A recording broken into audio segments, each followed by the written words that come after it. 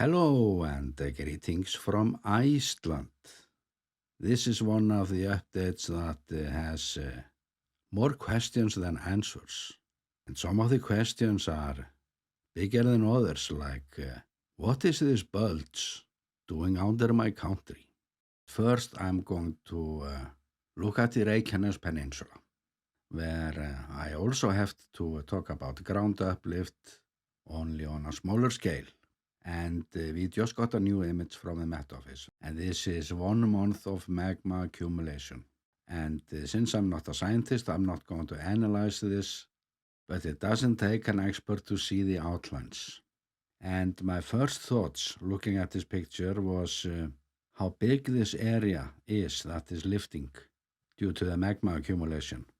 And I have often wanted to know how large this magma chamber is, or magma sill as scientists prefer to call it. And I'm curious to know if this widespread ground expansion can affect the outcome when it comes to the location of the next eruption. Will the magma find some new and mysterious ways to travel underground, like during the April 1st eruption last year? And I'm asking this because recently I came across a new feature on the geology map of Iceland. And despite the obvious defect that I can only look at this between 2018 and 2022, this is still a wonderful tool. And if I start with the horizontal view or ground displacement during that era, the map looks like this. And this raised the question in my mind whether if this is as close as we can get to see the location of the plate boundaries. We know the fracture swarms, but the actual plate boundaries, at least during this time period, are well outlined. And at this end by Lake Klefarvatn, that is where most of the seismic activity has been recently. So this supports what we have been seeing through the seismometers all along. And the fun starts for real when we look at the ground uplift, since this map spans a much longer period than we usually see, and raises even more questions. And if I start here, I actually knew of this area south of Lake Klefarvatn that has been inflating a bit, but this spot here is not what I expected. And although it is fairly close to Mount Fagradalsfjall, it's not directly under the main source of unrest there. And I was just surprised to see how much magma had accumulated there before the large event that ripped Grindavík apart. And this reminded me of a webinar that I attended a while ago with a researcher who came to the conclusion that there was magma under the complete peninsula. But in 2021 we were told that this magma that has been accumulating and erupting came from the mantle.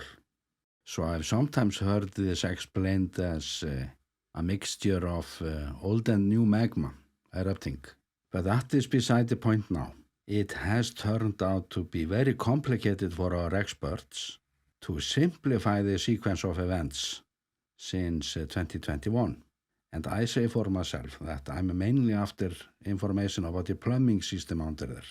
How does it work? What do we know about it? And it is not helping us that we have a divided science community, and they admit it, making it very hard for experts to express their views, because it will be their colleagues that attack, not the media or people like me that only want the best information available at any given time.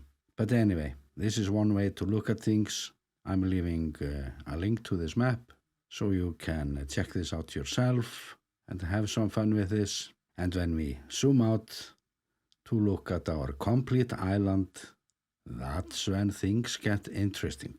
And when I looked at this, I asked myself, what is this thing under my country? So I did a screenshot of this for a Facebook group about geology, asking, what is this? And one of our scientists was quick to reply, saying that the melting glaciers are causing this, and that affects the land under them. But the elephant in the room is, of course, the volcano Bárðarbunga, with its expanding magma chamber since 2014. And beside it, we have the Grímsvötn system ready to erupt, and both of those systems are huge. And if this is about glaciers, why don't we see ground uplift from the other melting glaciers? Glaciers like Hofsjökull and Langjökull. Both of them are also melting like Vatnajökull. And the glacier retreat has been documented extremely well over the last decades. And that discussion is frequently in the news here in Iceland. Like the discussion about the ground uplift from the melting glaciers. So I was a bit surprised why this image has never made it to the media in that context. Or could it be that scientists believe that this is a bit of both? Bárðarbunga is responsible for some of this, and the glacial retreat as well. But I don't have that answer. I only have this image from the Icelandic geology map that spans the period from 2018 to 2024, only 4 years. And I'm of course not the right person to say what is going on, if anything is going on out of the ordinary. So feel free to use the comment section, as always. And I plan to do my first tours during the second half of May, when the green colors have appeared, because this is the yellow season. It's very dull. It's as dull as Iceland can get, unless of course we find something that goes well with the spring, and that doesn't work out every time. But my plans for the summer are very ambitious. I had problems last year, car problems, weather problems, all sorts of little incidents holding me back. But I have the feeling that next summer will be just fine, when it comes, and if it comes, because this is Iceland. But the spring starts well, the snow is taking off fast in the mountains, so I'm hoping that the Highland roads will open early this year, because many of my plans are up there. But before I hit the road, I have a few videos that I want to get online. I'm working on the tourist section of my channel now, and hoping to get the next one online soon.